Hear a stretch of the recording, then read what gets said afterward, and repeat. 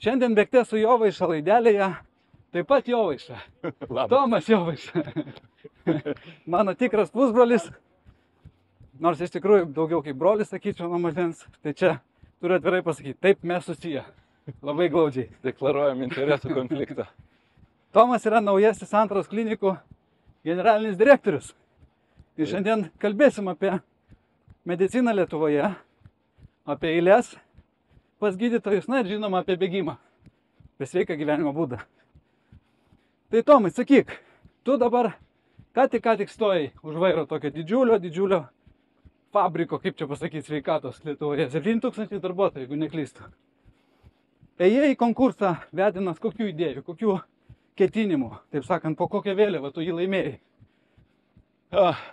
Iš tiesų, Santaros klinikos viena didžiausių, ne tik ligoninių, apskritai viena didžiausių organizacijų Lietuvoje.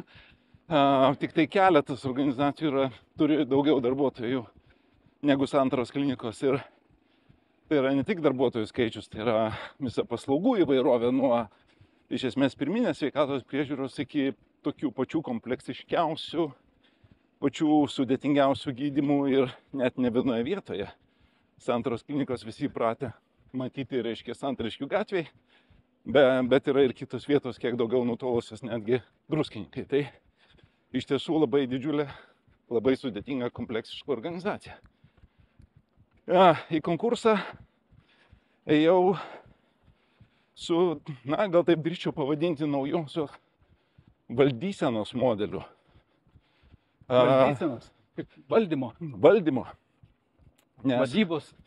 Tai ir vadyba, ir valdymas, visas teorinis pagrindas, kaip galima būtų tokio dydžio, tokio kompleksiškumo organizaciją valdyti efektyviau, geriau, kaip suteikti darbuotojams daugiau autonomijos, daugiau teisės spręsti apie tai, kaip jie dirba, kaip jie organizuoja savo darbą, tam, kad galutinis rezultatas būtų maksimaliai geras su tais resursais, kuriuos mes turime. Nes sveikatos apsauga, jinai pakankamai inertiška yra dėl eilės priežasčių. Kartais tai ir geras bruožas, bet turint omeny organizacijų dydį. Apskritai turbūt kiekviena tokia didžio organizacija nebūsiu labai greit besikeičiant ir lanksti. Be abejo, kad taip. Tai tiesiog su visom mano buvusiam patirtim darbu Jungtinėje karalystėje, vadybos mokslais iki tol buvusiais, norėjosi tą visą patirtį, žinias atnešti ir įdiegti Santaros klinikose. Aš ten jau 3 metus dirbau ir iki konkurso, tai jau dalį tokių projektų vykdžiau, bet vizija, žinoma, buvo kur kas didesnė ir platesnė. Aš dabar iš liaudės pusės norėčiau paklausti, turbūt žmonės, jeigu jiems reikėtų pasakyti, kokia didžiausia problema kamuojanti sveikatos apsaugą, dauguma ko gero pasakytų, kad eilės pas gydytojus. Tai yra toksai skaudulys. Ar taip yra iš tikrųjų ir ką galima čia nuveikti? Ir kodėl taip yra iš tikrųjų, jeigu yra? Iš tiesų, vieno atsakymo nėra iš šitą klausimą, nes kiekviena problema susideda iš keleto komponentų. Jeigu mes galvotumėm, kad trūksta žmogiškųjų resursų, tai yra trūksta gydytojų, tai reiktų pasižiūrėti, kaip mes atrodom statistiškai palyginus, pavyzdžiui, su mūsų kolegomis Vakarų Europoje. Ir jeigu taip jau vertinant, kiek mes turim Lietuvoje gydytojų, tai mes labai neblogai atrodome europiniam kontekste. Mes turim pagal gydytojų skaičių vienam gyventojui? Pagal ar vienam gyventojui, ar milijonui gyventojų, bet atrodom labai neblogai. Mes turim šiek tiek daugiau gydytojų negu vokiečiai, negu austrai. Šiek tiek galbūt atsiliekam nuo keletos kitų šalių, bet iš tiesų pagal gydytojų skaičių mes esam vieni pirmųjų Europoje. Tai žiūrint į tą faktą, lyg ir atrodytų, kad problemos neturėtų. Tai gal jie mažai dirba, kai žmonės sako, tai jis tik 2 kartus per savaitę čia dirbo, o šiaip dar nežinau, kur jis ten pimbiniai. Tai va čia mes ateinam prie kitos problemos. Tai yra kaip efektyviai ta žmogiškasis resursas dirba ir ar tai yra tik tai gydytojų klausimas. Tai dar grįžtant prie žmogiškųjų resursų, vieta, kur mes labai smarkiai atsiliekam nuo kolegų vakarų Europoje, tai yra slauga. Apie tai gal mes kalbame ne tiek daug, bet iš tiesų šiai dienai didžiosios gydymo įstaigos iš esmės priverstos yra, net, sakyčiau, riboti, arba bent jau negali plėsti teikiamų paslaugų dėl slaugytojų trūkumų.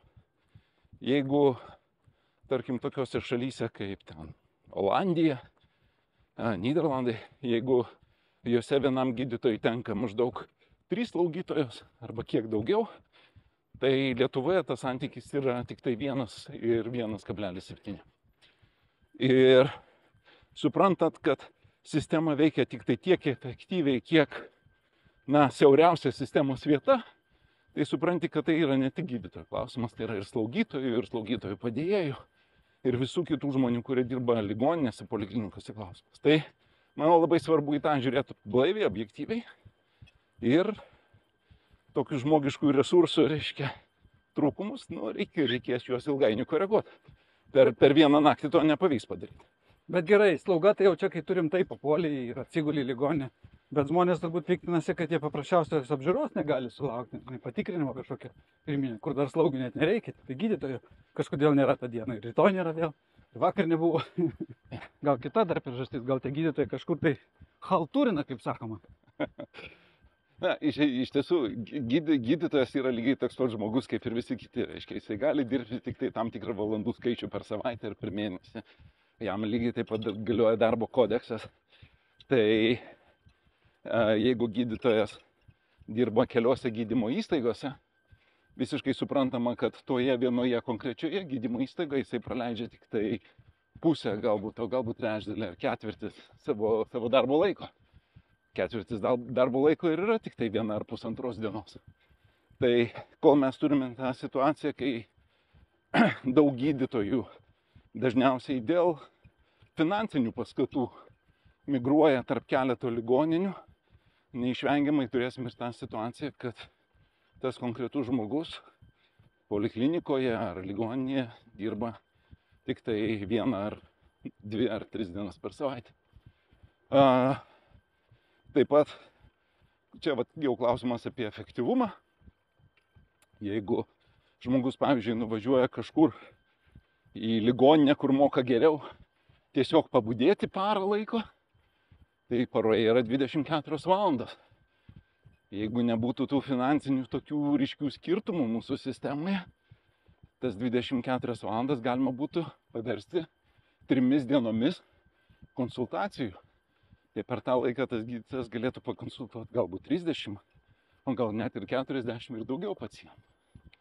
Tuo tarpu budėjimo metu irgi atlieka svarbų darbą, užtikrina ekstrinę pagalbą, bet pakonsultuoja žymiai mažesnį skaičių žmonių. Tai nemažai eilių klausimų yra apie tai, kaip mes organizuojam darbą, bet čia jau kalba nėra apie vieną gydymo įstaigą, kaip mes darbą organizuojam šalies mastu.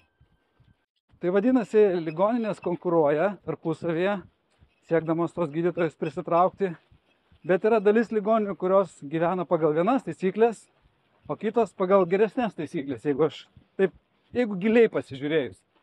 Tai privačios gydymo įstaigos, kurios taip pat yra dalinai finansuojamos iš ligonių kasų, jos turi didžiulį privalumą prisitraukti gydytojų, jiems duoda daugiau pinigų, nes jos neturi tokio bagažo, tokio įpareigojimų kiekio, kokį kad turi valdiškos. Ar aš teisingai visą tą situaciją, taip trumpai drūtai? Tai absoliučiai taip. Privačios, tos grinosios, tikrosios privačios medicinos dalis Lietuvos sveikatos sistemoje yra sąlyginai maža. Tik tai kiek daugiau negu gal apie 3% gyventojų turi privatų sveikatos draudimą. Dar kažkiek, žinoma, gydosi savo pačių lėšomis, bet palyginus su viskom tai yra maža dalis. Taigi didžiausia dalis tų paslaugų, kurios yra teikiamos privačiose įstaigose, yra taip pat finansuojamos ir iš privalomojo sveikatos draudimo fondo lėšų. Tai yra taip pat kaip ir valdiškos įstaigos, viešosios įstaigos. Taip. Dabar dalis ligoninių turi, tokių kaip Santaros klinikos, Kauno klinikos, kitos didžiosios ligoninės turi įpareigojimą teikti visą spektrą paslaugų. Ir skubę pagalbą, ir visą eilę specialistų konsultacijų visą parą. Taip pat turime labai kompleksiškas paslaugas, labai sudėtingiam, komplikuotiem ligoniam, reanimacijos tame tarpe, labai kompleksinės chirurgijos, kaip širdies, smegenų. Tai yra visas tas spektras paslaugų, kurios kainuoja labai daug. Iš esmės, jų finansinis balansas toks dažnai yra nepalankus. Taip. Tų paslaugų, bet tai yra mūsų pareiga jas užtikrinti. Tuo tarpu, privačiosios, nepriklausomos ar kai kurios mažosios įstaigos turi laisvę pasirinkti, kokias paslaugas teiks ir kokių neteiks. Tai automatiškai atsirenkamos yra tos, kurios, turi didžiausią rentabilumą, kurių komplikacijų skaičius mažiausias, kur sąnaudos prognozuojamos. Žinoma, tai yra pelno siekiančios organizacijos. Taip. Ir iš verslo ir vadybos principų viskas yra tvarkoj. Tačiau vėlgi, kalbant apie tą pačią, kaip mes organizuojam visą sveikatos apsaugą šalyje, tai šita netolygi konkurencija jinai labai iškreipia rinką, nes viešosios įstaigos labai didelių resursų ar imti papildomų priemokų, ar dar kažko negali ir nenori, tiesą pasakius. Bet atsiduriam toj situacijoje, kai dėl to, kad žmonės išeina dirbti į privatų sektorių, į kitas mažesnės įstaigas, kur ta finansinė našta didelių paslaugų yra mažesnė, tai verčia mus riboti paslaugų plėtrą. Mes tikrai galėtumėm teikti, drįsčiau sakyti, nuo 20 iki 40% daugiau paslaugų įvairiose savo srityse. Tu čia kalbėjai apie santaros kliniką. Taip. Tiek ambulatorinių konsultacijų, tiek chirurginio gydymo galėtume, mūsų infrastruktūra leistų. Bet mes to negalim padaryti dėl to, kad nėra kas paslaugas teikia. Juk, ne ligoninės gydo. Taip. Gydo jose dirbantys žmonės. Tai kai tik trūksta žmogaus, paslaugų nėra. Tu labai didelę dalį savo gyvenimo ir profesinės karjeros praleidai užsienyje. Ir Didžioji Britanija, ir labai daug esi važinėjęs, keliavęs, lyginęs, patyręs. Kaip mes tame kontekste atrodom? Ne tik, aišku, pagal gydytojų skaičių, bet pagal lygį, pagal finansavimą, pagal, aš nežinau, sugebėjimus galų gale, įrangos pasiekimus, kompetencijas. Vėlgi, vieno paprasto atsakymo nėra. Dažnai girdžiu nuomonę tokia labai smagiai patriotiška ir labai supaprastinta, kad pas mus viskas labai puiku ir duodami pavyzdžiai, va čia tas ir anas. Ir iš tiesų Lietuvoje yra labai daug, taip sakykim, puikių pavyzdžių. Bet man, žiūrint visą mūsų sistemą, ypatingai grįžus po 20 metų darbo užsienyje,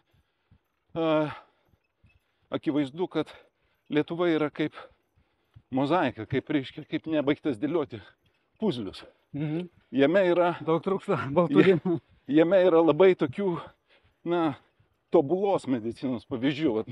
Viena iš jų, sakykime, santaros klinikose kraujo vėžio, ypatingai vaikų kraujo vėžio rezultatai yra lygiai tokie patys kaip kolegų vakarų Europoje.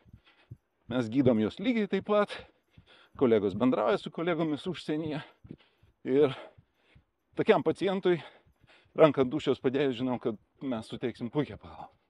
Mūsų kardiologinė pagalba tikrai yra gero lygio, tačiau turime visą eilę tų tarpų tarp baltų dėmių, kurias reikia užpildyti. Ir manau, mano vienas iš darbų yra būtent stengtis pildyti tos tarpus.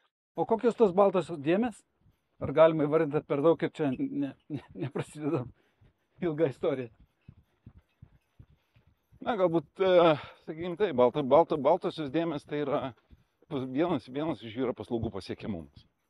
Jeigu esi Vilniuje ir tave ištiko miokardo infarktas, tai tikimybė, kad tu gausi europinį standartą pilnai atitinkantį gydymą yra pakankamai didelė.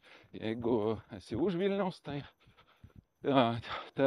tos galimybės mažėja.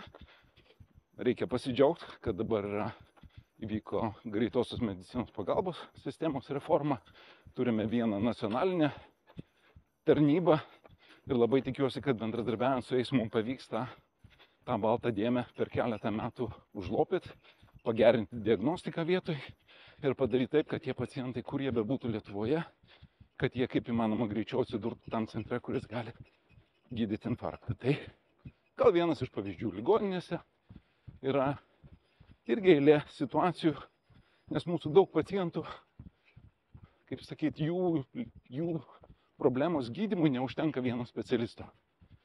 Dažnai gydymas susideda iš keletos etapų ir tiltai tarp tų etapų jie ne visada yra labai sklandus ir labai aiškus. Tai net ir ligoninės viduj tą perdavimą tarp specialybių jungtis tam, kad visa paciento kelionė nuo A iki Z, nuo pirmo, tarkim, įtarimo ligos iki diagnostikos, iki chirurginio gydymo, iki gydymo po to, kas turi būti, kad visa ta eiga jinai būtų kaip įmanoma sklandesnė. Nes nuo šitų perėjimų labai priklauso galutinis rezultatas. Aš suprantu, kad mes skiriame Lietuvos valstybė labai žymę biudžeto dalį sveikatos apsaugai. 6 procentai. Jau daugiau. Jau daugiau negu 6 procentai. Daugiau negu 7 procentai. Tai kiek reikia? 2 kart daugiau, 5 kart daugiau. Ar yra valstybių, kurios skiria 2 kart daugiau negu Lietuva ir kaip joms tada sekasi? Kiek čia lemia pinigai, kiek struktūrinės pertvarkos, kiek pačių žmonių gyvensena? Ar piniguose čia klausimas? Ir sakyčiau taip, ir piniguose klausimas, bet ne tik. Iš tiesų, kiekvieną kartą, kai mes kalbam apie situaciją, mes žiūrime į, kaip šiandien. Klausimas tavo buvo, koks procentas biudžeto šiandien yra skiriamas sveikatos apsaugai. Galiu pasakyti taip, jis yra biudžeto procentų, ten, tarkim, Prancūzija skiria 1,5 karto daugiau negu mes. Jie ten labai jau išlepė tie prancūzai, mažai dirba, jos ten globoja valstybė visai. Kaip bebūtų, bet, sakykime, tos valstybės, kuriuose iš esmės išgyvenamumo rodikliai, sveikatos rodikliai yra labai geri, kaip taisyklė jos išleidžia didesnį procentą savo biudžeto sveikatai. Ar tai reiškia, kad pas mus viskas yra labai blogai? Tai absoliučiai ne. Nes jeigu vertintumėm praėjusius 10-12 metų, tai Baltijos šalis ir tame tarpe Lietuva, jose buvo didžiausias augimas iš visos ES investicijų į sveikatos sektorių. Reiškia, mes padidinom daugiau negu bet kas kitas. Tai jeigu mes žiūrėtumėm į Lietuvos trajektoriją, jinai kelia optimizmą. Jeigu mes žiūrim šiandien, taip tikrai vietos tobulėjimui dar yra. O pinigai jie virsta etatais yra valandos, kuriuose dirba žmonės, teikia paslaugas, tai yra priemonės, vaistai, tai taip, pinigai turi įtaką, bet reikia pripažinti, kad, kaip ir pačioj pradžioj sakiau, sistema yra labai inertiška ir greit jos nepertvarkysi, taip. Bet taip pat yra nuomonė, kad Lietuvoje ligonių tiesiog yra per daug. Tai ir čia ne paradoksas. Reiktų daugiau pinigų, bet kai kurių turbūt per daug tų ligoninių. Optimizavimo kažkokios erdvės yra. Tai čia ir kalba apie sistemos inertiškumą, nes mes, ko gero, esam paskutinieji, kurie tik dabar pradeda pertvarkyti savo ligoninių tinklą. Mūsų kaimynai, Latvija, Estai, Lenkai tą padarė žymiai seniau. Tai reikia pripažinti, kad antra šitos dėlionės problema yra tai, kad tų pinigų mes išleidžiam ne per daugiausiai, bet dar ir su jais tvarkomės neypatingai efektyviai. Tai abu du faktai šitie taip. Kalbant apie ligoninės, aš grįšiu prie savo ankstesnio teiginio. Ne ligoninės gydo pacientus, pacientus gydo žmonės. Ir klausimas apie ligoninę neturėtų būti klausimas, ar turi būti ligoninė, ar neturi būti ligoninė. Klausimas yra, kokia tai yra geografinė vieta, kiek ten gyvena žmonių, kokios jų yra dominuojančios sveikatos problemos, kiek iš tų sveikatos problemų reikia spręsti arti namų, kiek iš jų gali būti sprendžiama, tarkim, universiteto ligoninėse. Bet ir bus atsakymas, reikia, nereikia, kiek ten turi dirbti žmonių, kokių specialistų.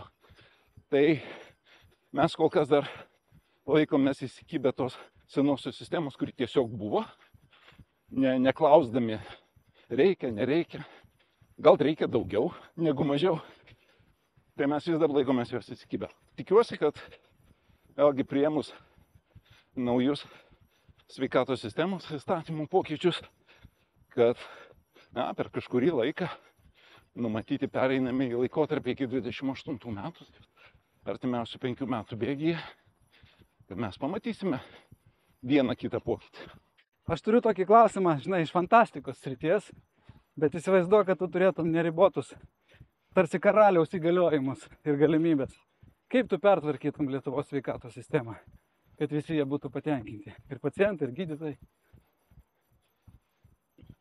Manau, norėtųsi, jeigu jau tai būtų, norėtųsi matyti 2 dalykus. Pirmas iš jų yra, kad sveikatos sistema būtų orientuota į galutinį rezultatą, į tai, kas yra svarbu žmogui, pacientui, jo sveikata. Tai kai kas nors ateina su sveikatos problema, ar tai būtų poliklinika, šeimos gydytojas, ligoninė, kad tai, kaip jisai bus tyriamas, kokie tyrimai atliekami, koks gydymas bus skiriamas, kokios intervencijos, kad tai turėtų tikrą apčiuopiamą naudą. Ir svarbiausia, kad šiandien mes tą jau galim pamatuoti. Yra visa eilė informacinių technologijų sprendimų, kurie leistų mums labai nesunkiai sužinoti, jeigu aš atlikau pacientui operaciją, ar tai reiškia, kad po metų jisai grįžo į savo normalų gyvenimą, grįžo į darbą, gali gyventi pilnavertiškai. Ar ta intervencija iš esmės pridėtinės kažkokios naudos pacientui neturėjo.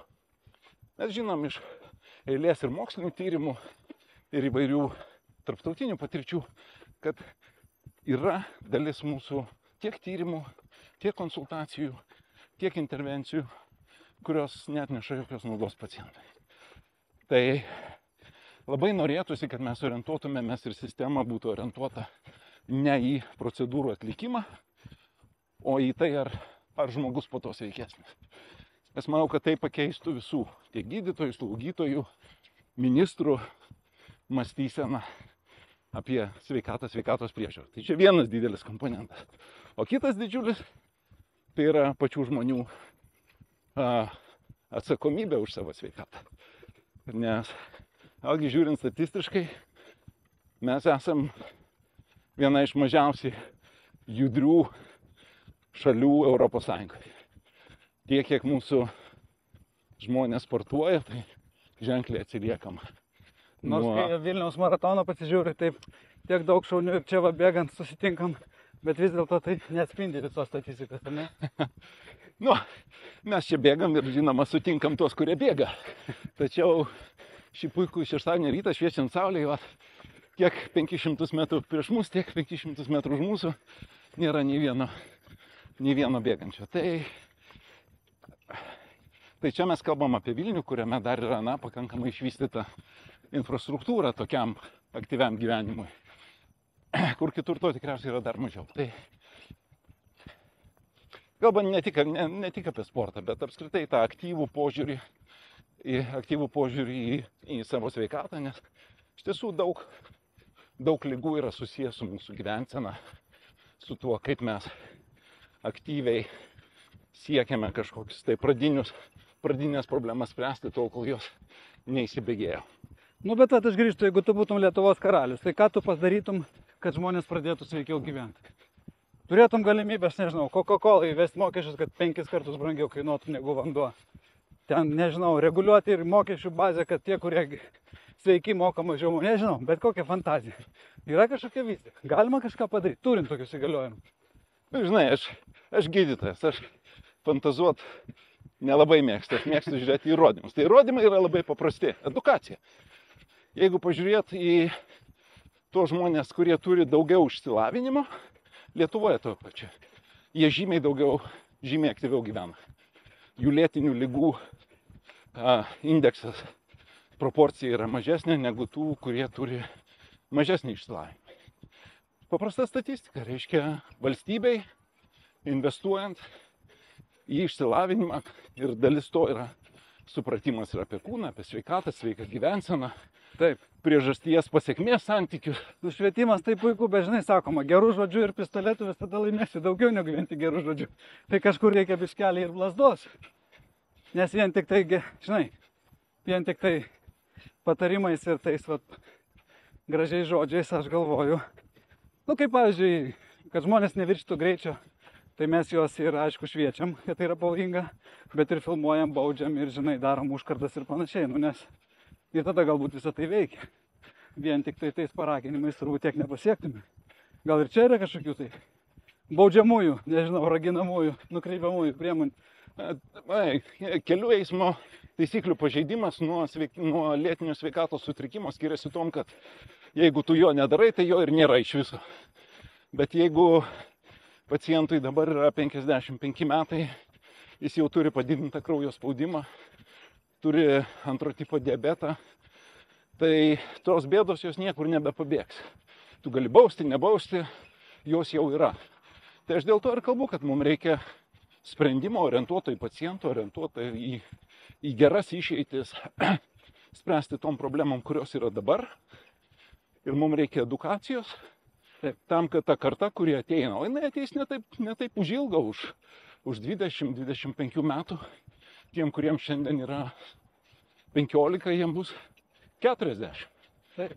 Tai Aš tik turiu galvoje, žinai, jeigu tu jau 30 būdamas žinosi, kad jeigu tu pats neprisižiūrėsi, nesimatuosi spaudimo, atėjus 50 paaiškės, kad tau jau reikia ten šuntavimą daryti, dėl to, kad tu reguliariai ten girtauji ir nesiprisižiūri rūkai. Tai kaip ir dažnai, daug avarijų padarė žmogus, paskui draudimas jau jo nebepriims, purtysis, arba jam pakels mokestį tiek, kad jisai, žinai, ir tada žmogus galbūt labiau pasvarstys. O dabar visiems priklauso, valstybė jį turi gydyti, mes turim rūpinti. Biški nesąžininga gal prieš tos žmonės, kurie myli gydytojus ir stengiasi, kad jiems būtų kuo mažiau darbo. Tokie kaip aš. Iš tiesų tokių modelių pasaulyje yra. Yra draudininės medicinos modelių, kurie premijuoja tuos, kurie gyvena aktyviai. Reiškia, jų ten sveikatos draudimo įmokos mažėja ir panašiai. Tai tie naujieji modeliai, jie iš tiesų yra, kaip juos pritaikyti mūsų sveikatos sistemoje, kai mes turim, taip sakykime, tą vadinamą universalėją sistemą, kada visi mokam privalomą sveikatos draudimo įmokas ir visi jomis naudojamės.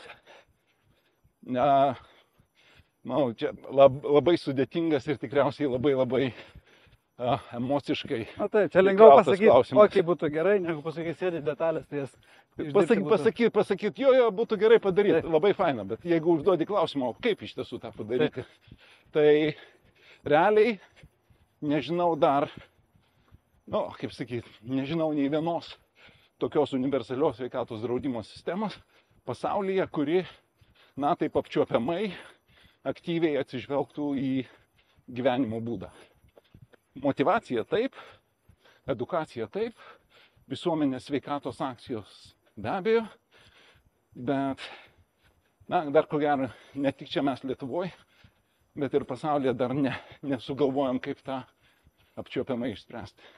O kaip tavo paties gyvenimo būdas? Tu dabar vadovauji Santaros klinikom, prieš tai vadovai dideliai ligoninei Anglijai, visą laiką buvai užimtas, daugybė kelionių, bet vis tiek tu visą laiką judėjai, kiek aš tai prisimenu. Dviračiai, bėgimas, kineziterapija, visokiausiai. Gali daugiau papasakoti? Kaip netgi būna tokiam užimtam gydytojui? Nes aš esu matęs daug gydytojų, kuriems man irgi norėtųsi paraginti. Jums, gerbiamas gydytojau, irgi reikėtų biškį daugiau pajudėti. Jei visai atvirai, tai nebuvo taip, kad visą laiką.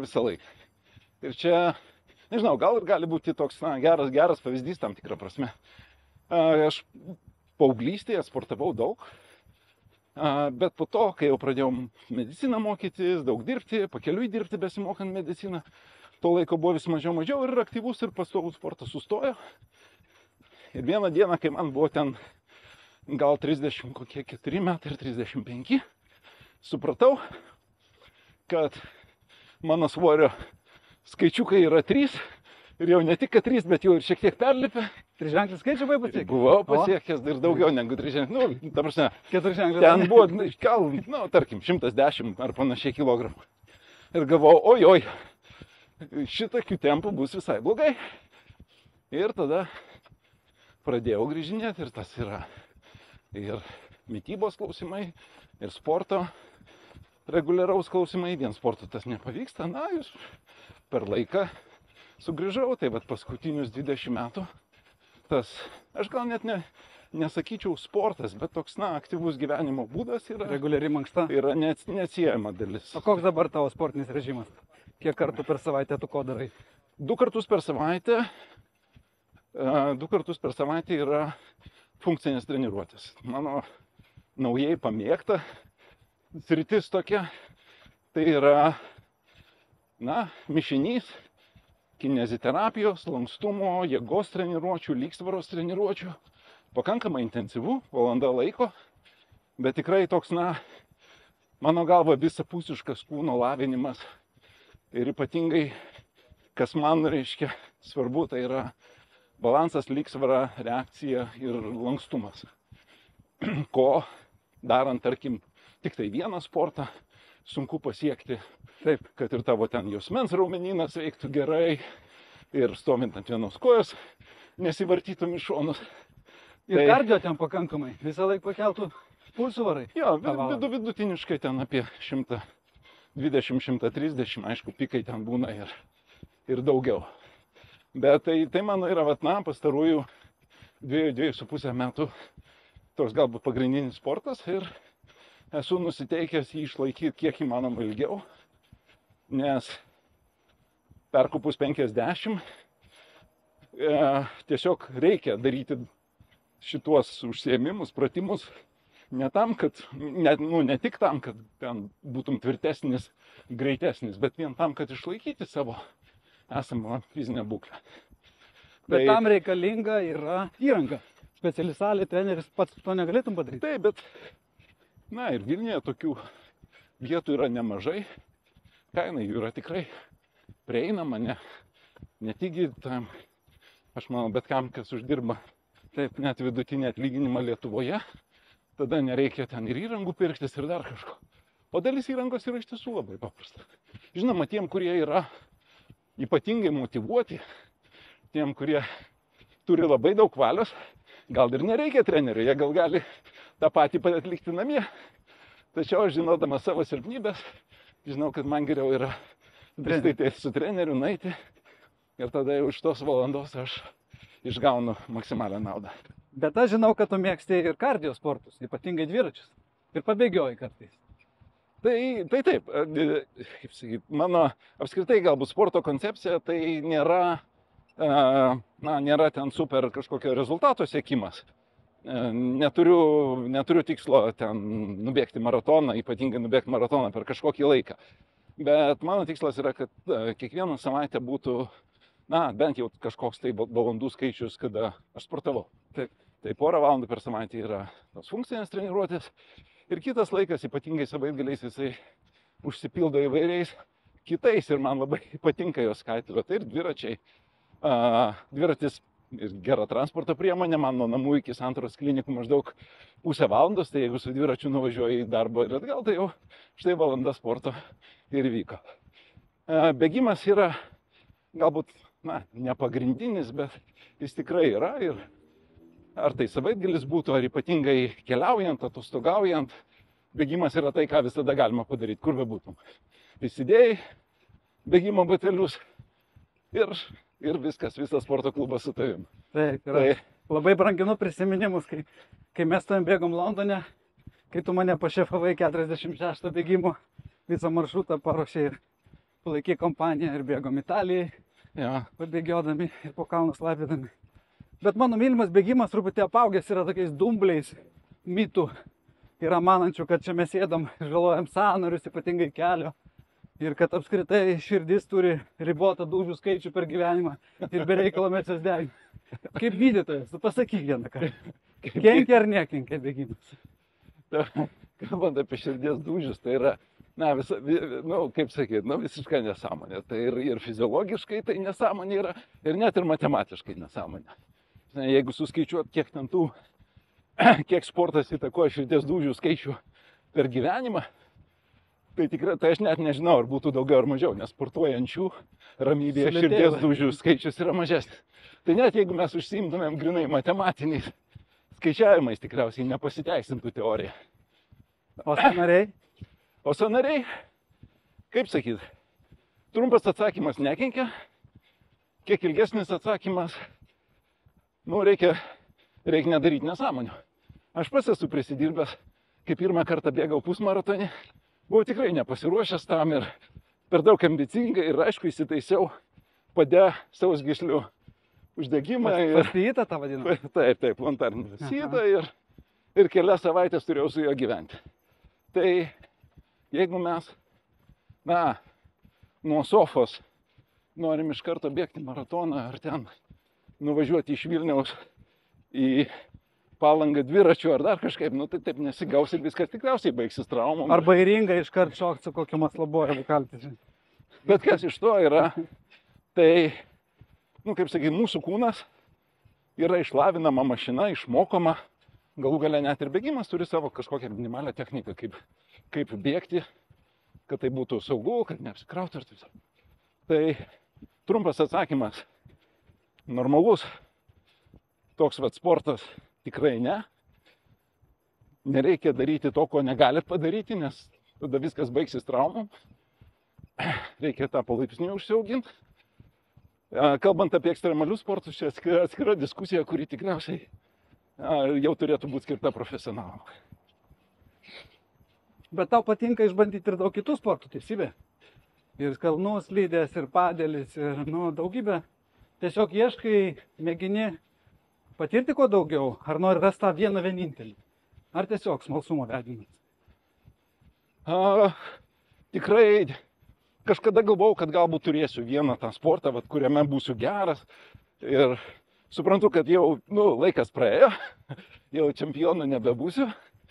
Tai viena, bet kita man atsivėrė, kai aš nustojau žiūrėti kažkokią vieną šaką, kuri man atlieptų visus poreikius. Tada supratau, kad iš tiesų turėti keletą sportų, kuriuose esi net ir labai mėgėjiškas, bet kurie tau kelia džiaugsmą ir užpildo metus įvairiais aktyvumais, yra labai gerai. Sezoniškumo prasme, ar ne? Vasarą vienas, žiemą kitas. Vasarą dviračiai, žiemą, kai pavyksta ten išvažiuoti, tada slidės, ar lygumų slidės, ar vasarą lauko kortose padelį kartais su draugais pažaisti. Aš labai prastai žaidžiu, bet tai vis tiek yra valanda ar pusantros aktyvaus lakstymo, paskui kamuoliuką šakinėjimo, reakcijos, ugdymo. Tai naujų įgūdžių mėginimą išsiugdyti. Absoliučiai taip. Tai dėl to ir bandžiau ir jėgos aitvarus, esu kiek tai plaukėjęs su jais.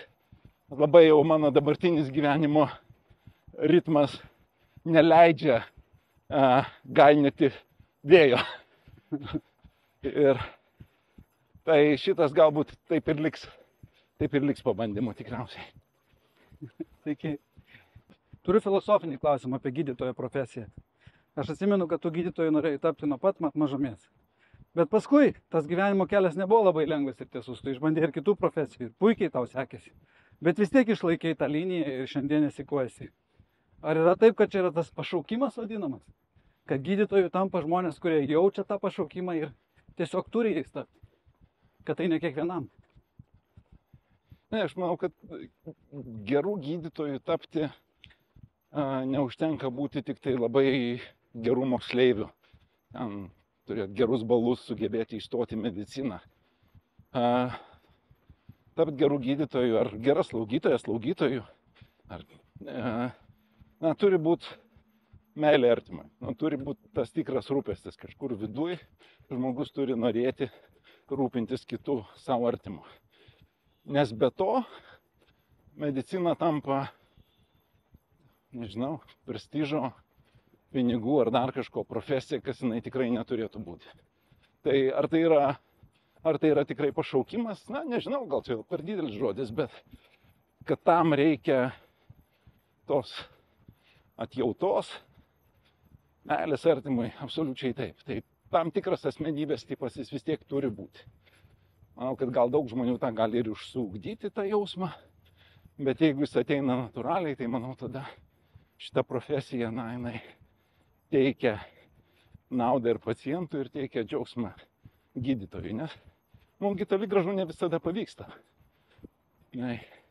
Yra dalis atvejų, kaip viskas einasi gerai, pacientai sveiksta, yra dalis atvejų, kai viskas einasi ne taip gerai. Na taip mes nuolat girdim, turbūt, ir čia neseniai vėl kažkoks tai buvo skandalas, kur neteisingai diagnozuotas, išleistas iš ligoninės žmogus, o ten kažkoks vidinis kraujas, na aš jau visų detalių nežinau, bet turbūt prie 100 000 pacientų čia net statistiškai neįmanoma nepadaryti klaidų, ar kaip tą vertinti. Aš kiekvienas atvejis labai skausmingas, aš puikiai suprantu, bet tai neišvengiama, ar kaip, aišku, Amerikai taip nebūna, Anglijai, Prancūzijai. Na, tai būna visur, klausimas kiek.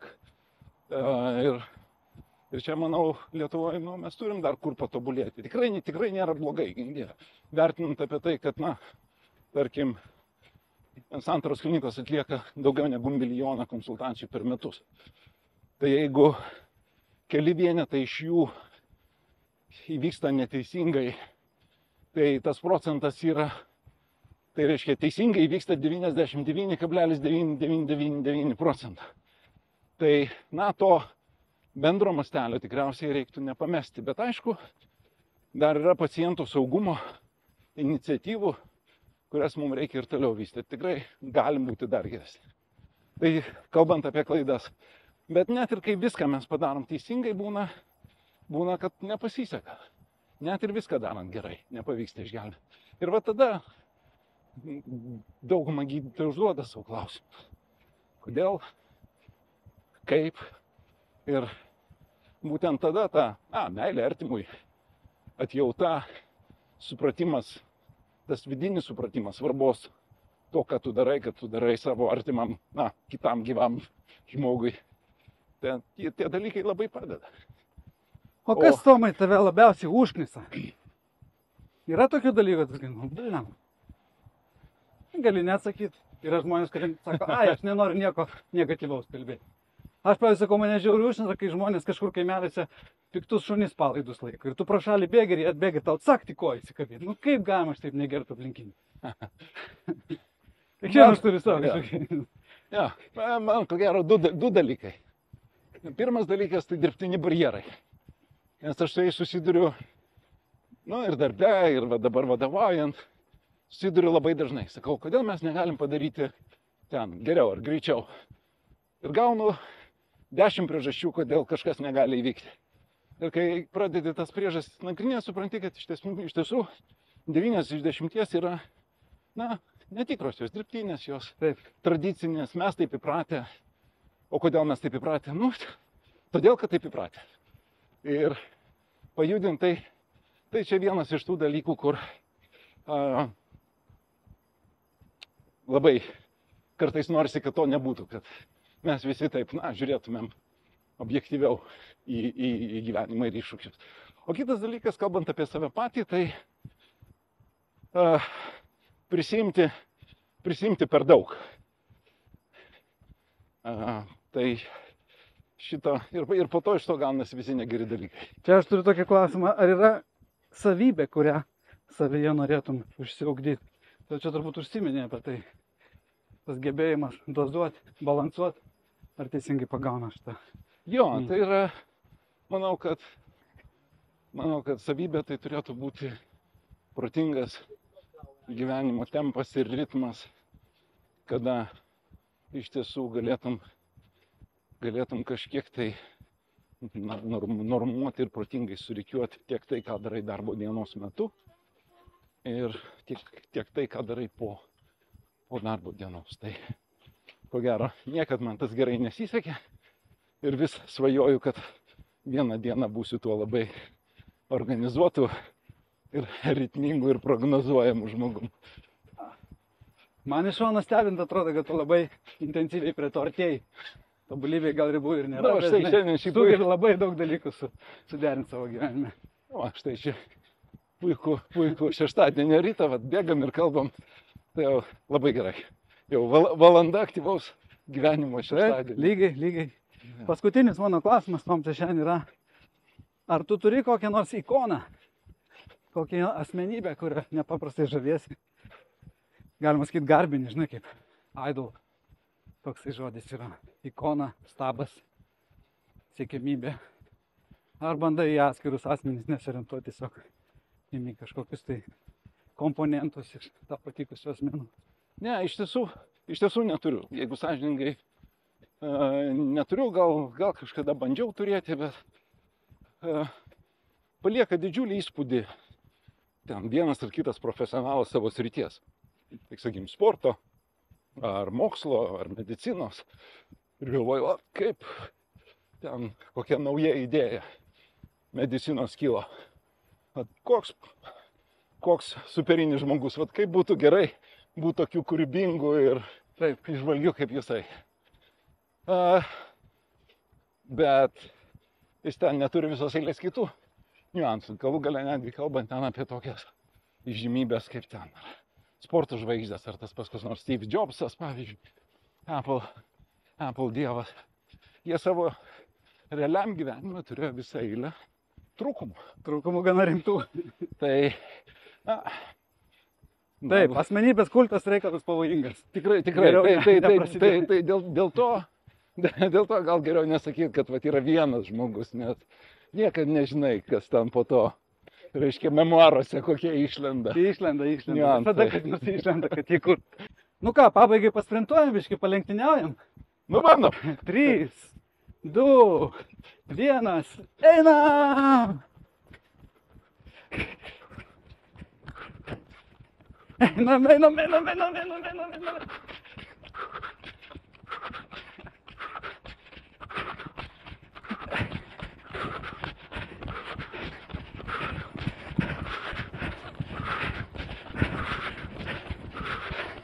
Iki medžio.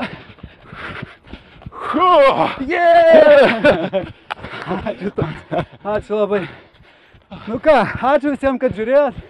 Šiandieną laidos bėgtė su Jovaiša svečias, taip pat Jovaiša. Tomas Jovaiša, naujasis Santaros klinikų generalinis. Ačiū už prisidengimą. Ačiū Tomas. Sveiki visiems. Jėga.